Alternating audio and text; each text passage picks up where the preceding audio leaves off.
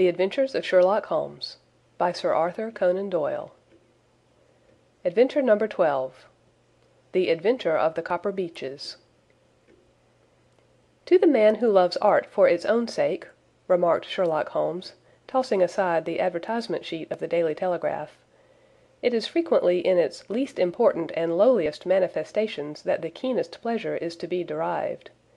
It is pleasant to me to observe, Watson, that you have so far grasped this truth, that in these little records of our cases, which you have been good enough to draw up and, I am bound to say, occasionally to embellish, you have given prominence, not so much to the many causes célèbres and sensational trials in which I have figured, but rather to those incidents which may have been trivial in themselves, but which have given room for those faculties of deduction and of logical synthesis, which I have made my special province."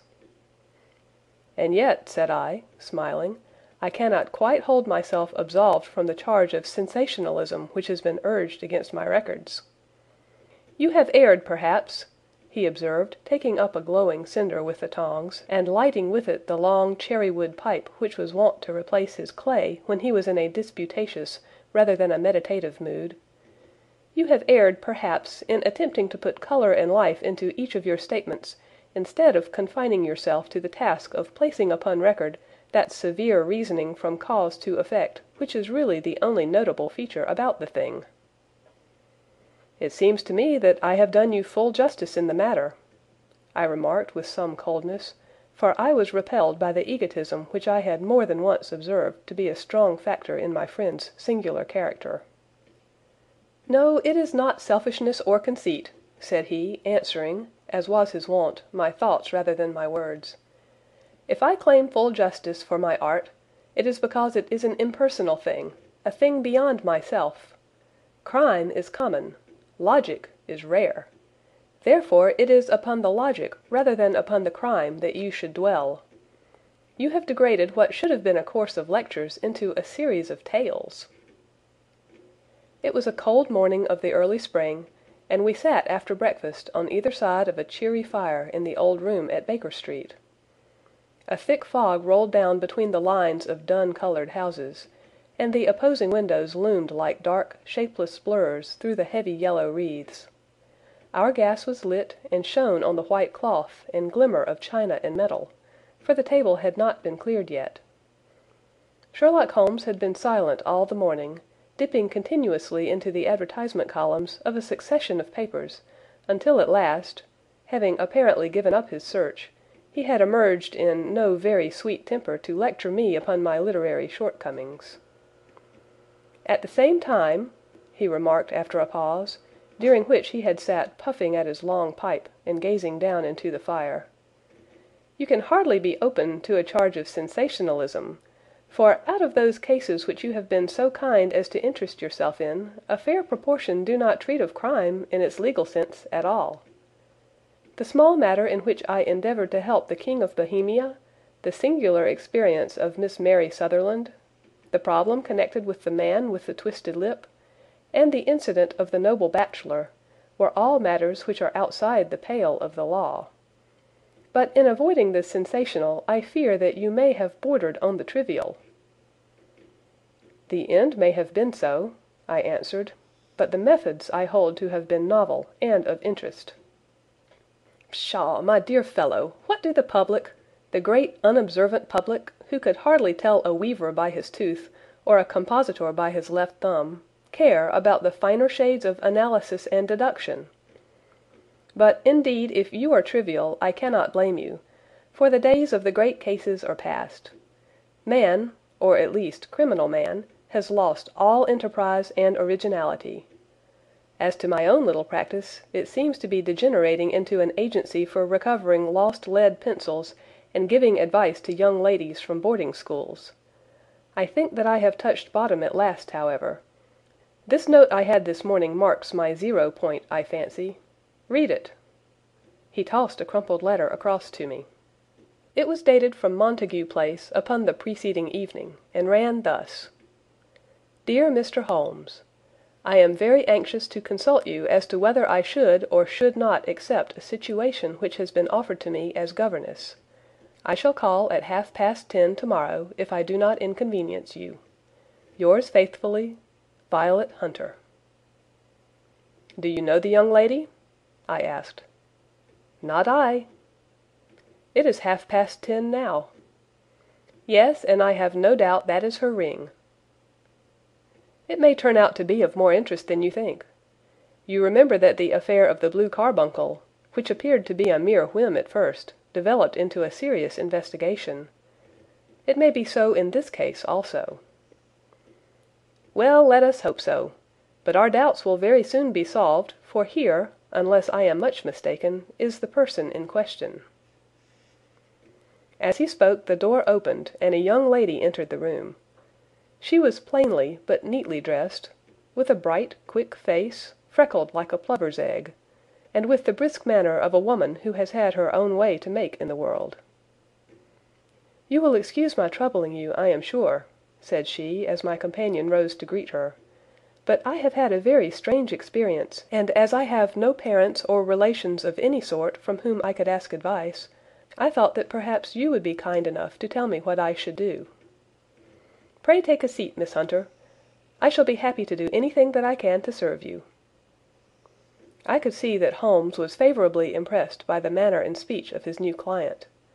He looked her over in his searching fashion, and then composed himself, with his lids drooping and his fingertips together, to listen to her story. "I have been a governess for 5 years," said she, "in the family of Colonel Spence Munro. But 2 months ago the Colonel received an appointment at Halifax, in Nova Scotia, and took his children over to America with him, so that I found myself without a situation. I advertised, and I answered advertisements, but without success. At last the little money which I had saved began to run short, and I was at my wits' end as to what I should do. There is a well-known agency for governesses in the West End called Westaway's, and there I used to call about once a week in order to see whether anything had turned up which might suit me. Westaway was the name of the founder of the business, but it is really managed by Miss Stoper. She sits in her own little office, and the ladies who are seeking employment wait in an anteroom, and are then shown in one by one, when she consults her ledgers and sees whether she has anything which would suit them. Well, when I called last week, I was shown into the little office as usual, but I found that Miss Stoper was not alone. A prodigiously stout man with a very smiling face and a great heavy chin which rolled down in fold upon fold over his throat, sat at her elbow with a pair of glasses on his nose, looking very earnestly at the ladies who entered. As I came in he gave quite a jump in his chair, and turned quickly to Miss Stoper. "That will do," said he. "I could not ask for anything better. Capital, capital!" He seemed quite enthusiastic, and rubbed his hands together in the most genial fashion. He was such a comfortable-looking man that it was quite a pleasure to look at him. "You are looking for a situation, miss?" he asked. "Yes, sir." "As governess?" "Yes, sir." "And what salary do you ask?" "I had £4 a month in my last place with Colonel Spence Munro." "Oh, tut, tut! Sweating, rank sweating!" he cried, throwing his fat hands out into the air like a man who is in a boiling passion. "How could anyone offer so pitiful a sum to a lady with such attractions and accomplishments?" "My accomplishments, sir, may be less than you imagine," said I. "A little French, a little German, music, and drawing—" "Tut, tut!" he cried. "This is all quite beside the question. The point is, have you or have you not the bearing and deportment of a lady? There it is in a nutshell. If you have not, you are not fitted for the rearing of a child who may some day play a considerable part in the history of the country. But if you have, why, then, how could any gentleman ask you to condescend to accept anything under the 3 figures? Your salary with me, madam, would commence at £100 a year." You may imagine, Mr. Holmes, that to me, destitute as I was, such an offer seemed almost too good to be true. The gentleman, however, seeing perhaps the look of incredulity upon my face, opened a pocket-book and took out a note. "It is also my custom," said he, smiling in the most pleasant fashion until his eyes were just two little shining slits amid the white creases of his face, "to advance to my young ladies half their salary beforehand, so that they may meet any little expenses of their journey and their wardrobe." It seemed to me that I had never met so fascinating and so thoughtful a man. As I was already in debt to my tradesmen, the advance was a great convenience, and yet there was something unnatural about the whole transaction which made me wish to know a little more before I quite committed myself. "May I ask where you live, sir?" said I. "Hampshire. Charming rural place. The Copper Beeches, 5 miles on the far side of Winchester.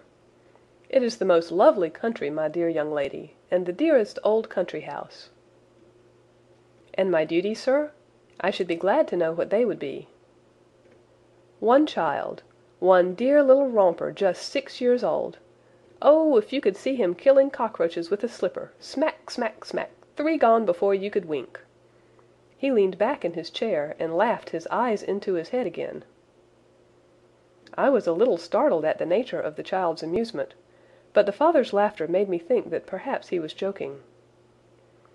"My sole duties, then," I asked, "are to take charge of a single child?" "No, no, not the sole, not the sole, my dear young lady," he cried. "Your duty would be, as I am sure your good sense would suggest, to obey any little commands my wife might give, provided always that they were such commands as a lady might with propriety obey. You see no difficulty, eh?" "I should be happy to make myself useful." "Quite so. And dress now, for example. We are fatty people, you know. Fatty, but kind-hearted. If you were asked to wear any dress which we might give you, you would not object to our little whim, eh?" "No," said I, considerably astonished at his words. "Or to sit here, or sit there, that would not be offensive to you?" "Oh, no." "Or to cut your hair quite short before you come to us?" I could hardly believe my ears. As you may observe, Mr. Holmes, my hair is somewhat luxuriant, of a rather peculiar tint of chestnut. It has been considered artistic. I could not dream of sacrificing it in this offhand fashion. "I am afraid that that is quite impossible," said I. He had been watching me eagerly out of his small eyes, and I could see a shadow pass over his face as I spoke. "I am afraid that it is quite essential," said he. "It is a little fancy of my wife's, and ladies' fancies, you know, madam, ladies' fancies must be consulted. And so you won't cut your hair?" "No, sir, I really could not," I answered firmly. "Ah, very well. Then that quite settles the matter. It is a pity, because in other respects you would really have done very nicely. In that case, Miss Stoper, I had best inspect a few more of your young ladies." The manageress had sat all this while busy with her papers, without a word to either of us, but she glanced at me now with so much annoyance upon her face that I could not help suspecting that she had lost a handsome commission through my refusal. "Do you desire your name to be kept upon the books?" she asked. "If you please, Miss Stoper." "Well, really it seems rather useless, since you refuse the most excellent offers in this fashion," said she sharply. "You can hardly expect us to exert ourselves to find another such opening for you. Good day to you, Miss Hunter." She struck a gong upon the table, and I was shown out by the page. Well, Mr. Holmes, when I got back to my lodgings and found little enough in the cupboard, and 2 or 3 bills upon the table, I began to ask myself whether I had not done a very foolish thing. After all, if these people had strange fads, and expected obedience on the most extraordinary matters, they were at least ready to pay for their eccentricity. Very few governesses in England are getting £100 a year. Besides, what use was my hair to me? Many people are improved by wearing it short, and perhaps I should be among the number. Next day I was inclined to think that I had made a mistake, and by the day after I was sure of it. I had almost overcome my pride so far as to go back to the agency and inquire whether the place was still open, when I received this letter from the gentleman himself. I have it here, and I will read it to you. The Copper Beeches, near Winchester. Dear Miss Hunter, Miss Stoper has very kindly given me your address, and I write from here to ask you whether you have reconsidered your decision. My wife is very anxious that you should come, for she has been much attracted by my description of you. We are willing to give £30 a quarter, or £120 a year, so as to recompense you for any little inconvenience which our fads may cause you. They are not very exacting, after all. My wife is fond of a particular shade of electric blue, and would like you to wear such a dress indoors in the morning. You need not, however, go to the expense of purchasing one, as we have one belonging to my dear daughter Alice, now in Philadelphia, which would, I should think, fit you very well. Then, as to sitting here or there, or amusing yourself in any manner indicated, that need cause you no inconvenience. As regards your hair, it is no doubt a pity, especially as I could not help remarking its beauty during our short interview. But I am afraid that I must remain firm upon this point, and I only hope that the increased salary may recompense you for the loss. Your duties, as far as the child is concerned, are very light. Now do try to come, and I shall meet you with the dog-cart at Winchester. Let me know your train. Yours faithfully, Jethro Rucastle. That is the letter which I have just received, Mr. Holmes, and my mind is made up that I will accept it. I thought, however, that before taking the final step, I should like to submit the whole matter to your consideration.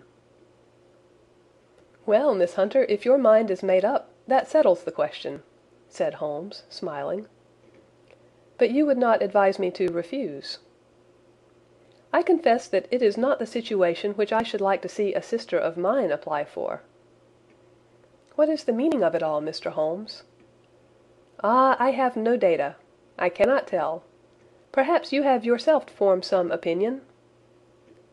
Well, there seems to me to be only one possible solution. Mr. Rucastle seemed to be a very kind, good-natured man. Is it not possible that his wife is a lunatic, and that he desires to keep the matter quiet for fear she should be taken to an asylum, and that he humors her fancies in every way in order to prevent an outbreak? That is a possible solution. In fact, as matters stand, it is the most probable one. But in any case, it does not seem to be a nice household for a young lady. But the money, Mr. Holmes, the money! Well, yes, of course, the pay is good, too good. That is what makes me uneasy. Why should they give you £120 a year when they could have their pick for £40? There must be some strong reason behind. I thought that if I told you the circumstances you would understand afterwards if I wanted your help. I should feel so much stronger if I felt that you are at the back of me. Oh, you may carry that feeling away with you. I assure you that your little problem promises to be the most interesting which has come my way for some months. There is something distinctly novel about some of the features. If you should find yourself in doubt or in danger— Danger? What danger do you foresee? Holmes shook his head gravely. It would cease to be a danger if we could define it, said he. But at any time, day or night, a telegram would bring me down to your help. That is enough. She rose briskly from her chair with the anxiety all swept from her face. I shall go down to Hampshire quite easy in my mind now. I shall write to Mr. Rucastle at once, sacrifice my poor hair tonight, and start for Winchester tomorrow. With a few grateful words to Holmes, she bade us both good night and bustled off upon her way. At least, said I as we heard her quick, firm steps descending the stairs, she seems to be a young lady who is very well able to take care of herself. And she would need to be, said Holmes gravely. I am much mistaken if we do not hear from her before many days are past. It was not very long before my friend's prediction was fulfilled. A fortnight went by, during which I frequently found my thoughts turning in her direction, and wondering what strange side alley of human experience this lonely woman had strayed into. The unusual salary, the curious conditions, the light duties, all pointed to something abnormal, though whether a fad or a plot, or whether the man were a philanthropist or a villain, it was quite beyond my powers to determine. As to Holmes, I observed that he sat frequently for half an hour on end, with knitted brows and an abstracted air, but he swept the matter away with a wave of his hand when I mentioned it. "Data, data, data!" he cried impatiently. "I can't make bricks without clay." And yet he would always wind up by muttering that no sister of his should ever have accepted such a situation. The telegram which we eventually received came late one night, just as I was thinking of turning in, and Holmes was settling down to one of those all-night chemical researches which he frequently indulged in, when I would leave him stooping over a retort and a test tube at night, and find him in the same position when I came down to breakfast in the morning. He opened the yellow envelope, and then, glancing at the message, threw it across to me. "Just look up the trains in Bradshaw," said he, and turned back to his chemical studies. The summons was a brief and urgent one. "Please be at the Black Swan Hotel at Winchester at midday tomorrow," it said. "Do come. I am at my wits' end. Hunter." "Will you come with me?" asked Holmes, glancing up. "I should wish to." "Just look it up, then." "There is a train at 9:30, said I, glancing over my Bradshaw. "It is due at Winchester at 11:30. "That will do very nicely. Then perhaps I had better postpone my analysis of the acetones, as we may need to be at our best in the morning." By 11 o'clock the next day we were well upon our way to the old English capital. Holmes had been buried in the morning papers all the way down, but after we had passed the Hampshire border he threw them down and began to admire the scenery. It was an ideal spring day, a light blue sky, flecked with little fleecy white clouds drifting across from west to east. The sun was shining very brightly, and yet there was an exhilarating nip in the air, which set an edge to a man's energy. All over the countryside, away to the rolling hills around Aldershot, the little red and grey roofs of the farmsteadings peeped out from amid the light green of the new foliage. "Are they not fresh and beautiful?" I cried with all the enthusiasm of a man fresh from the fogs of Baker Street. But Holmes shook his head gravely. "Do you know, Watson," said he, "that it is one of the curses of a mind with a turn like mine, that I must look at everything with reference to my own special subject. You look at these scattered houses, and you are impressed by their beauty. I look at them, and the only thought which comes to me is a feeling of their isolation, and of the impunity with which crime may be committed there." "Good heavens!" I cried. "Who would associate crime with these dear old homesteads?" "They always fill me with a certain horror. It is my belief, Watson, founded upon my experience, that the lowest and vilest alleys in London do not present a more dreadful record of sin than does the smiling and beautiful countryside." "You horrify me." "But the reason is very obvious. The pressure of public opinion can do in the town what the law cannot accomplish. There is no lane so vile that the scream of a tortured child, or the thud of a drunkard's blow, does not beget sympathy and indignation among the neighbours, and then the whole machinery of justice is ever so close that a word of complaint can set it going, and there is but a step between the crime and the dock.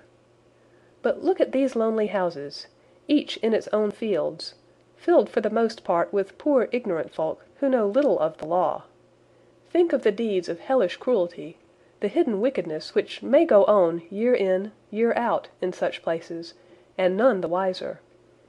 Had this lady who appeals to us for help gone to live in Winchester, I should never have had a fear for her. It is the 5 miles of country which makes the danger. Still, it is clear that she is not personally threatened. No, if she can come to Winchester to meet us, she can get away. Quite so. She has her freedom. What can be the matter, then? Can you suggest no explanation? I have devised 7 separate explanations, each of which would cover the facts as far as we know them. But which of these is correct can only be determined by the fresh information which we shall no doubt find waiting for us. Well, there is the tower of the cathedral, and we shall soon learn all that Miss Hunter has to tell. The Black Swan is an inn of repute in the High Street, at no distance from the station, and there we found the young lady waiting for us. She had engaged a sitting room, and our lunch awaited us upon the table. "I am so delighted that you have come," she said earnestly. "It is so very kind of you both, but indeed I do not know what I should do. Your advice will be altogether invaluable to me. Pray tell us what has happened to you." "I will do so, and I must be quick, for I have promised Mr. Rucastle to be back before 3. I got his leave to come into town this morning, though he little knew for what purpose." "Let us have everything in its due order." Holmes thrust his long thin legs out towards the fire, and composed himself to listen. "In the first place, I may say that I have met, on the whole, with no actual ill treatment from Mr. and Mrs. Rucastle. It is only fair to them to say that. But I cannot understand them, and I am not easy in my mind about them." "What can you not understand?" "Their reasons for their conduct.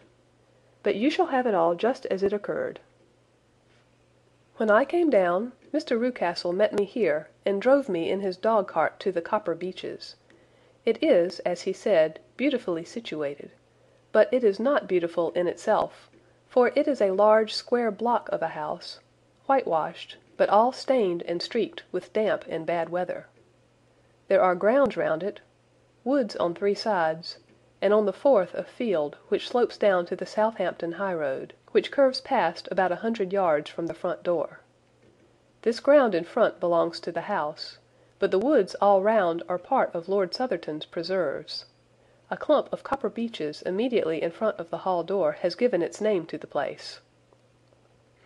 I was driven over by my employer, who was as amiable as ever, and was introduced by him that evening to his wife and the child.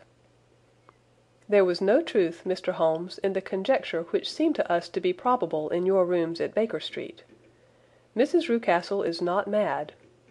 I found her to be a silent, pale-faced woman, much younger than her husband, and not more than 30, I should think, while he can hardly be less than 45. From their conversation I have gathered that they have been married about 7 years, that he was a widower, and that his only child by the first wife was the daughter who has gone to Philadelphia.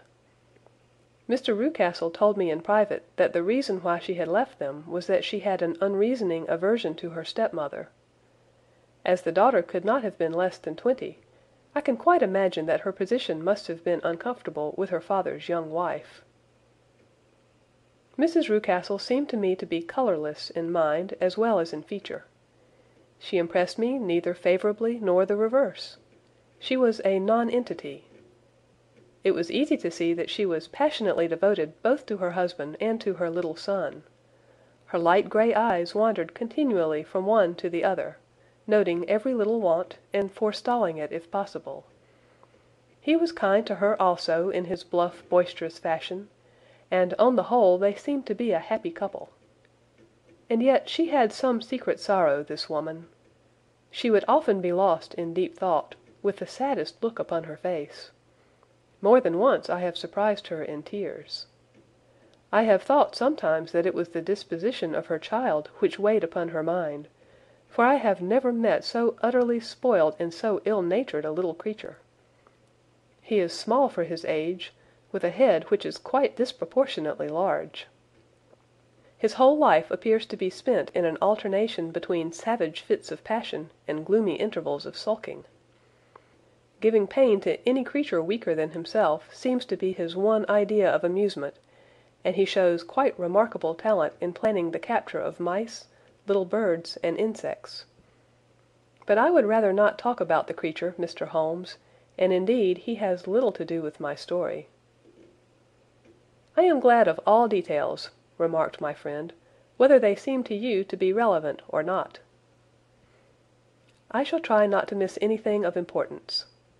The one unpleasant thing about the house, which struck me at once, was the appearance and conduct of the servants. There are only 2, a man and his wife. Toller, for that is his name, is a rough, uncouth man, with grizzled hair and whiskers, and a perpetual smell of drink. Twice since I have been with him he has been quite drunk, and yet Mr. Rucastle seemed to take no notice of it. His wife is a very tall and strong woman with a sour face, as silent as Mrs. Rucastle and much less amiable. They are a most unpleasant couple, but fortunately I spend most of my time in the nursery and my own room, which are next to each other in one corner of the building. For 2 days after my arrival at the Copper Beeches my life was very quiet. On the third, Mrs. Rucastle came down just after breakfast, and whispered something to her husband. "Oh, yes," said he, turning to me. "We are very much obliged to you, Miss Hunter, for falling in with our whims so far as to cut your hair. I assure you that it has not detracted in the tiniest iota from your appearance. We shall now see how the electric blue dress will become you. You will find it laid out upon the bed in your room, and if you will be so good as to put it on, we should both be extremely obliged." The dress which I found waiting for me was of a peculiar shade of blue. It was of excellent material, a sort of beige, but it bore unmistakable signs of having been worn before. It could not have been a better fit if I had been measured for it. Both Mr. and Mrs. Rucastle expressed a delight at the look of it, which seemed quite exaggerated in its vehemence. They were waiting for me in the drawing-room, which is a very large room stretching along the entire front of the house, with 3 long windows reaching down to the floor. A chair had been placed close to the central window with its back turned towards it. In this I was asked to sit, and then Mr. Rucastle, walking up and down on the other side of the room, began to tell me a series of the funniest stories that I have ever listened to.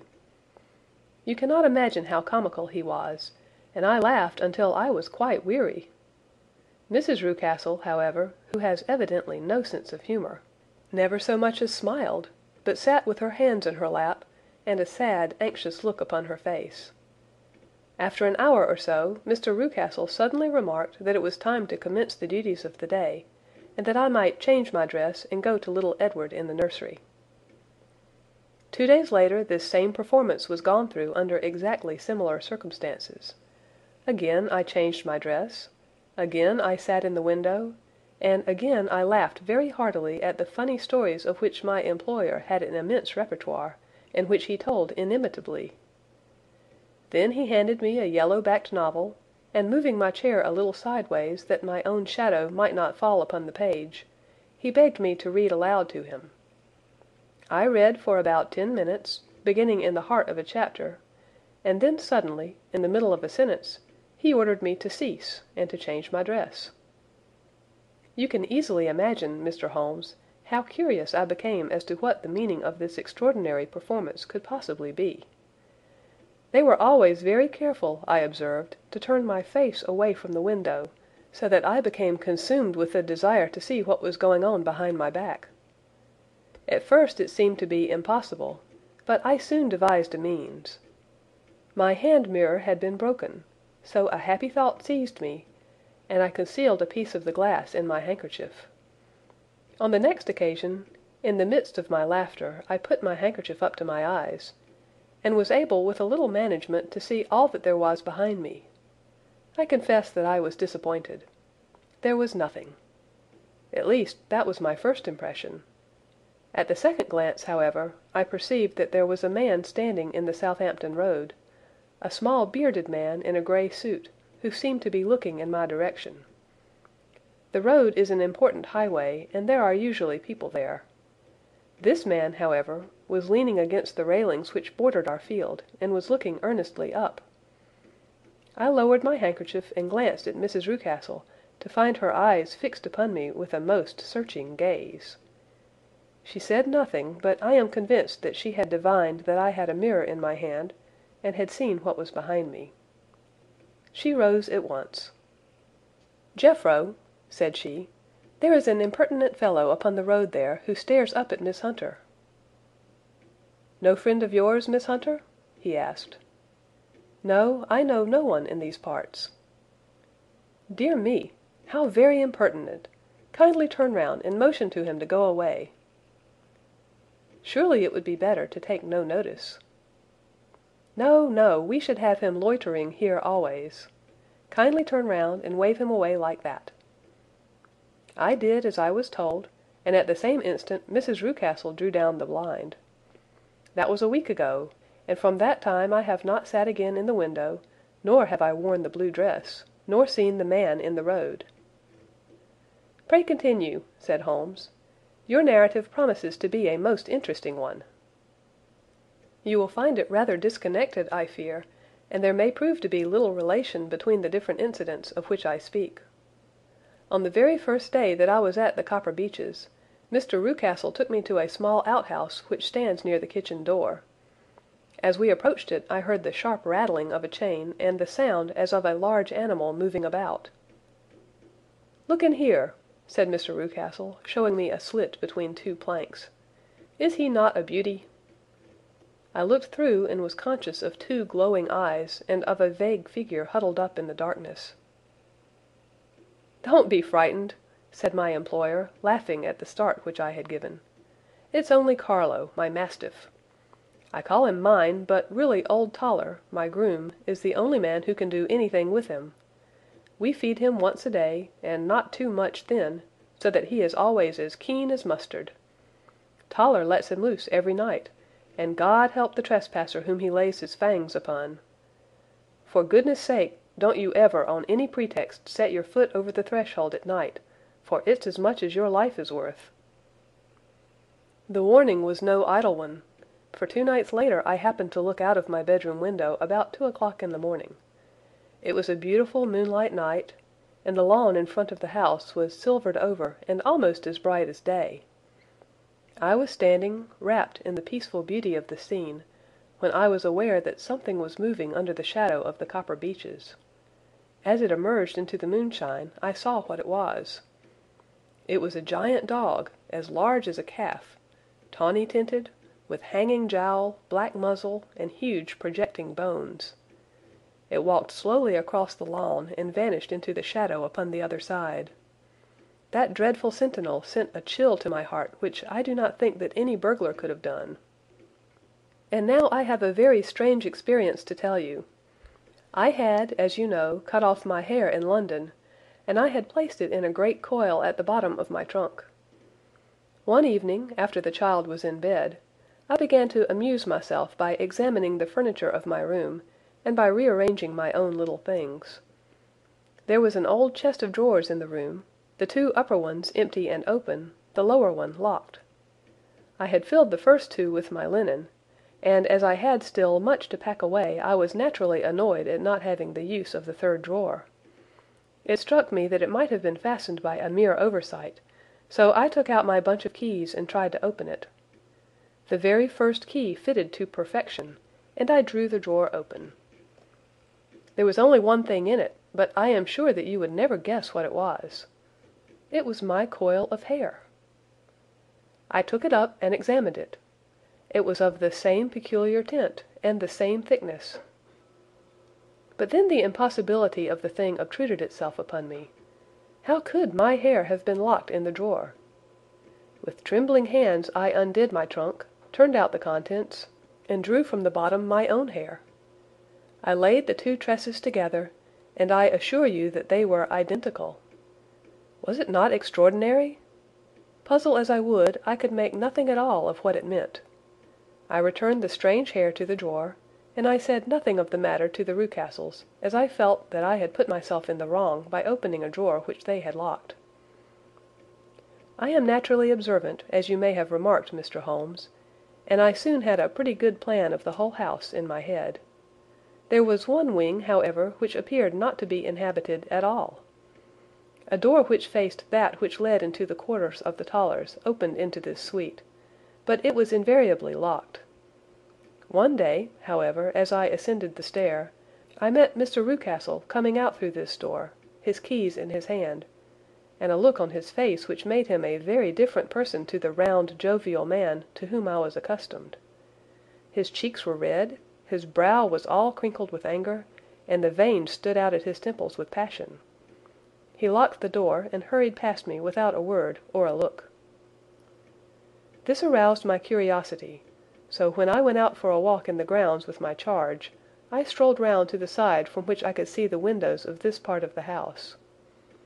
There were 4 of them in a row, 3 of which were simply dirty, while the 4th was shuttered up.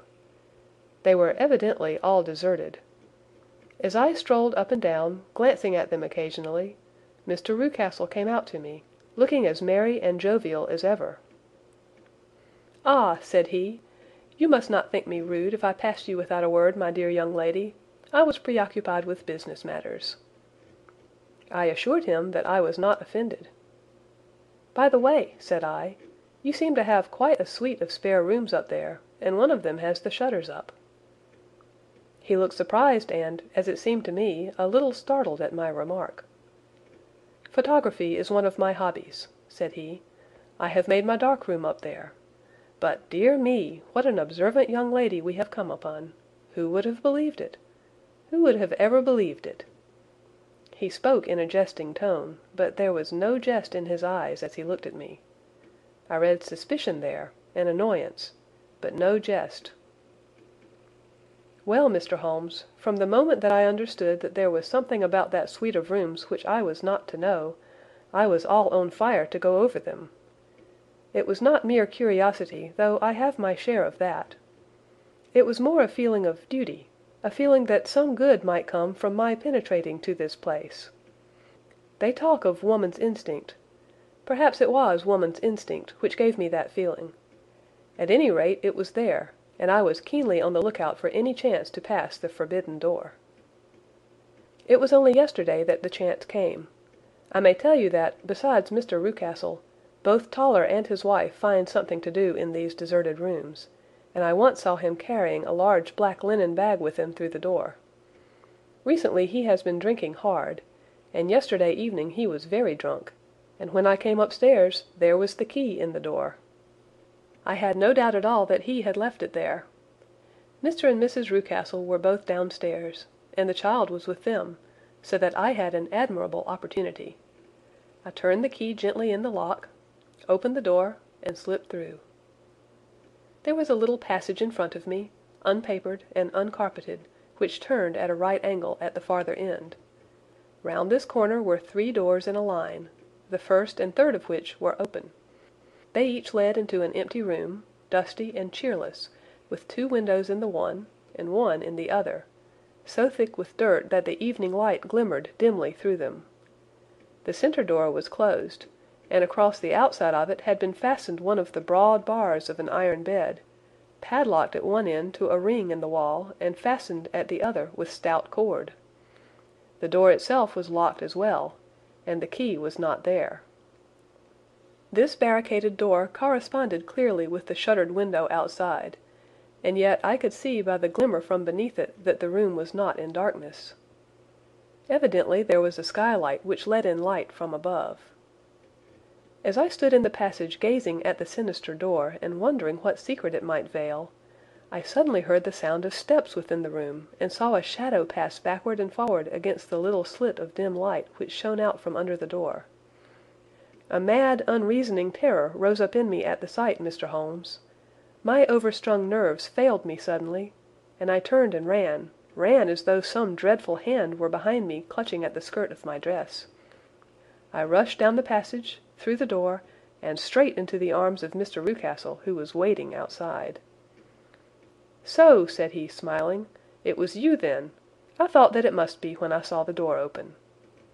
"Oh, I am so frightened!" I panted. "My dear young lady!"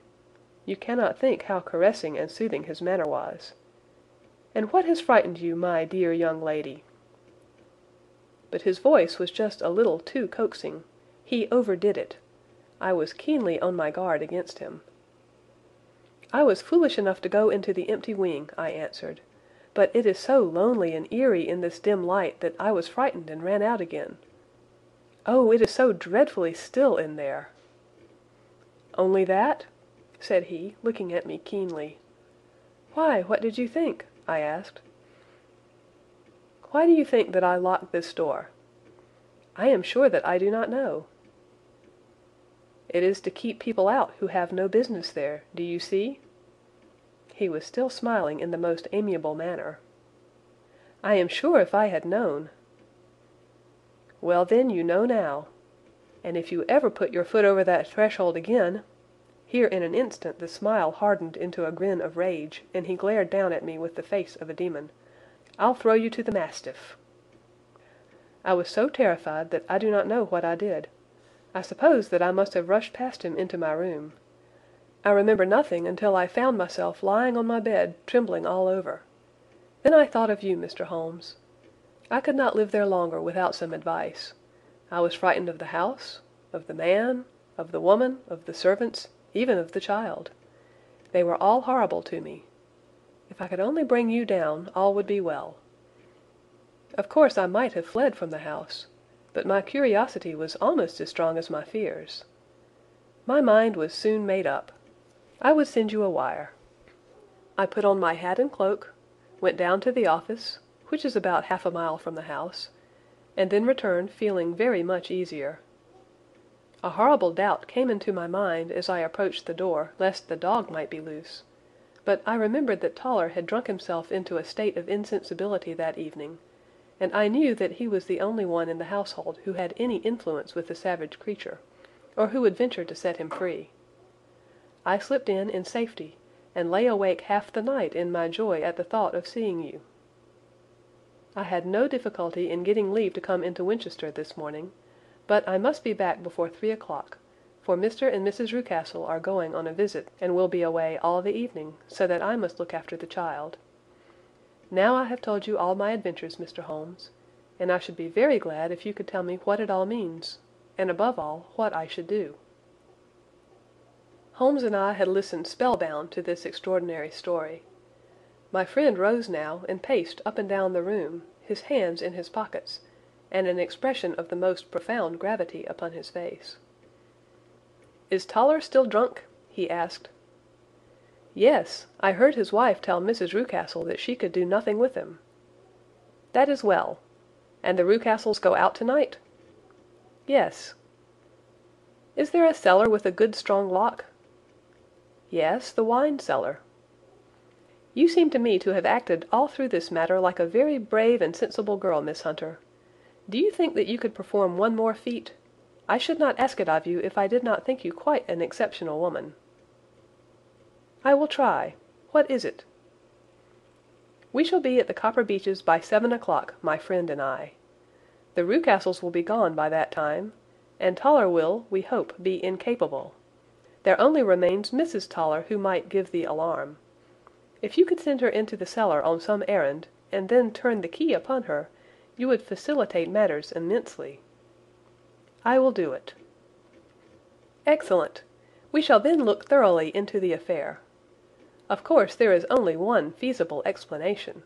You have been brought there to personate someone, and the real person is imprisoned in this chamber. That is obvious.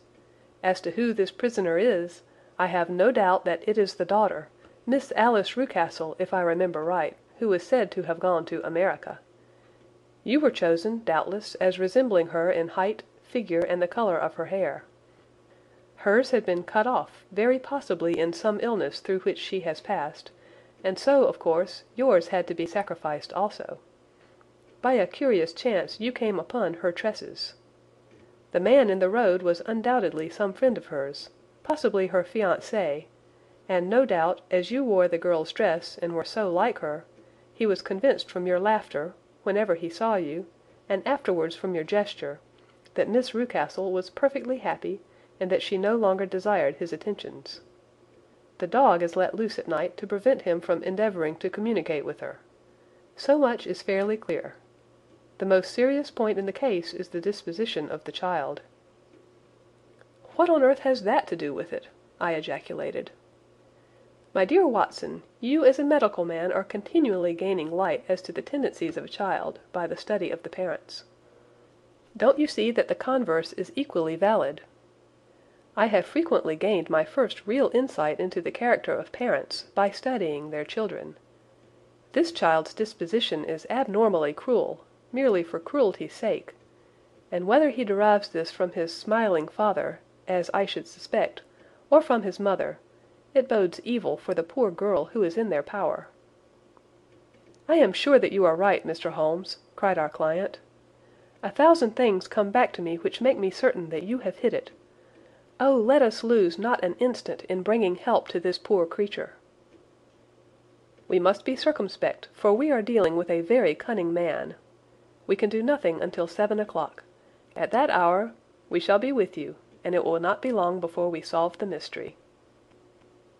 We were as good as our word, for it was just 7 when we reached the Copper Beeches, having put up our trap at a wayside public-house. The group of trees, with their dark leaves shining like burnished metal in the light of the setting sun, were sufficient to mark the house, even had Miss Hunter not been standing smiling on the doorstep. "Have you managed it?" asked Holmes. A loud thudding noise came from somewhere downstairs. "That is Mrs. Toller in the cellar," said she. "Her husband lies snoring on the kitchen rug. Here are his keys, which are the duplicates of Mr. Rucastle's." "You have done well indeed," cried Holmes with enthusiasm. "Now lead the way, and we shall soon see the end of this black business." We passed up the stair, unlocked the door, followed on down a passage, and found ourselves in front of the barricade which Miss Hunter had described. Holmes cut the cord and removed the transverse bar. Then he tried the various keys in the lock, but without success. No sound came from within, and at the silence Holmes's face clouded over. "I trust that we are not too late," said he. "I think, Miss Hunter, that we had better go in without you. Now, Watson, put your shoulder to it, and we shall see whether we cannot make our way in." It was an old rickety door, and gave at once before our united strength. Together we rushed into the room. It was empty. There was no furniture save a little pallet bed, a small table, and a basketful of linen. The skylight above was open, and the prisoner gone. "There has been some villainy here," said Holmes. "This beauty has guessed Miss Hunter's intentions and has carried his victim off." "But how?" "Through the skylight. We shall soon see how he managed it." He swung himself up onto the roof. "Ah, yes," he cried. "Here's the end of a long, light ladder against the eaves. That is how he did it." "But it is impossible," said Miss Hunter. "The ladder was not there when the Rucastles went away." "He has come back and done it. I tell you that he is a clever and dangerous man. I should not be very much surprised if this were he whose step I hear now upon the stair. I think, Watson, that it would be as well for you to have your pistol ready." The words were hardly out of his mouth before a man appeared at the door of the room, a very fat and burly man, with a heavy stick in his hand. Miss Hunter screamed and shrunk against the wall at the sight of him. But Sherlock Holmes sprang forward and confronted him. "You villain," said he, "where's your daughter?" The fat man cast his eyes round, and then up at the open skylight. "It is for me to ask you that," he shrieked. "You thieves, spies and thieves! I have caught you, have I? You are in my power. I'll serve you—" He turned and clattered down the stairs as hard as he could go. "He's gone for the dog!" cried Miss Hunter. "I have my revolver," said I. "Better close the front door," cried Holmes, and we all rushed down the stairs together. We had hardly reached the hall when we heard the baying of a hound, and then a scream of agony, with a horrible worrying sound which it was dreadful to listen to. An elderly man with a red face and shaking limbs came staggering out at a side door. "My God!" he cried. "Someone has loosed the dog. It's not been fed for 2 days. Quick, quick, or it'll be too late!" Holmes and I rushed out and round the angle of the house, with Toller hurrying behind us. There was the huge famished brute, its black muzzle buried in Rucastle's throat, while he writhed and screamed upon the ground. Running up, I blew its brains out, and it fell over with its keen white teeth still meeting in the great creases of his neck. With much labour we separated them, and carried him, living but horribly mangled, into the house. We laid him upon the drawing-room sofa, and having dispatched the sobered Toller to bear the news to his wife, I did what I could to relieve his pain. We were all assembled round him when the door opened, and a tall, gaunt woman entered the room. "Mrs. Toller!" cried Miss Hunter. "Yes, miss. Mr. Rucastle let me out when he came back before he went up to you. Ah, miss, it is a pity you didn't let me know what you were planning, for I would have told you that your pains were wasted." "Ha!" said Holmes, looking keenly at her. "It is clear that Mrs. Toller knows more about this matter than anyone else." "Yes, sir, I do, and I am ready enough to tell what I know." "Then pray sit down, and let us hear it, for there are several points on which I must confess that I am still in the dark." "I will soon make it clear to you," said she, "and I'd have done so before now, if I could have got out from the cellar. If there's police court business over this, you'll remember that I was the one that stood your friend, and that I was Miss Alice's friend too. She was never happy at home, Miss Alice wasn't, from the time that her father married again. She was slighted like, and had no say in anything, but it never really became bad for her until after she met Mr. Fowler at a friend's house. As well as I could learn, Miss Alice had rights of her own by will, but she was so quiet and patient, she was, that she never said a word about them, but just left everything in Mr. Rucastle's hands. He knew he was safe with her, but when there was a chance of a husband coming forward, who would ask for all that the law would give him, then her father thought it time to put a stop on it. He wanted her to sign a paper, so that whether she married or not, he could use her money. When she wouldn't do it, he kept on worrying her until she got brain fever, and for 6 weeks was at death's door. Then she got better at last, all worn to a shadow, and with her beautiful hair cut off.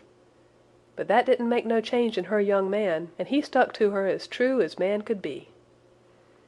"Ah," said Holmes, "I think that what you have been good enough to tell us makes the matter fairly clear, and that I can deduce all that remains. Mr. Rucastle, then, I presume, took to this system of imprisonment?" "Yes, sir." "And brought Miss Hunter down from London in order to get rid of the disagreeable persistence of Mr. Fowler?" "That was it, sir." "But Mr. Fowler, being a persevering man, as a good seaman should be, blockaded the house, and having met you succeeded by certain arguments, metallic or otherwise, in convincing you that your interests were the same as his." "Mr. Fowler was a very kind-spoken, free-handed gentleman," said Mrs. Toller serenely. "And in this way he managed that your good man should have no want of drink, and that a ladder should be ready at the moment when your master had gone out. You have it, sir, just as it happened." "I am sure we owe you an apology, Mrs. Toller," said Holmes, "for you have certainly cleared up everything which puzzled us. And here comes the country surgeon and Mrs. Rucastle, so I think, Watson, that we had best escort Miss Hunter back to Winchester, as it seems to me that our locus standi now is rather a questionable one." And thus was solved the mystery of the sinister house with the copper beeches in front of the door. Mr. Rucastle survived, but was always a broken man, kept alive solely through the care of his devoted wife. They still live with their old servants, who probably know so much of Rucastle's past life that he finds it difficult to part from them. Mr. Fowler and Miss Rucastle were married, by special license, in Southampton the day after their flight, and he is now the holder of a government appointment in the island of Mauritius.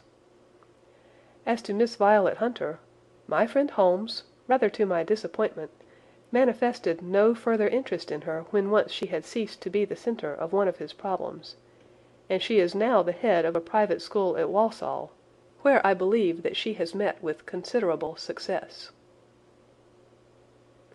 End of The Adventure of the Copper Beeches. This concludes The Adventures of Sherlock Holmes by Sir Arthur Conan Doyle.